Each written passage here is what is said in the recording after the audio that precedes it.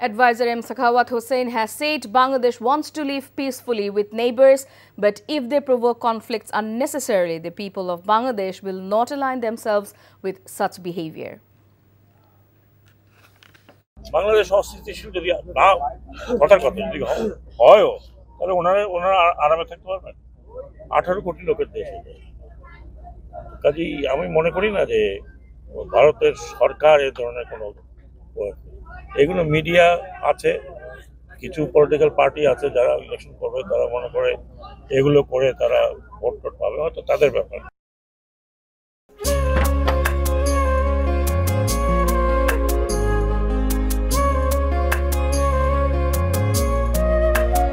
এটা আমাদের ঘর, আমরা দুজন মিলে সবকিছু গোছাবো।